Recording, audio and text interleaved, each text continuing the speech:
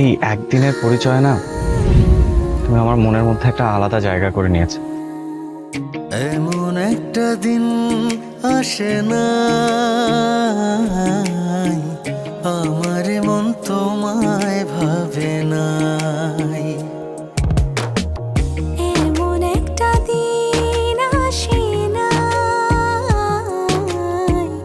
আমার মন তোমায় ভাবে নাই।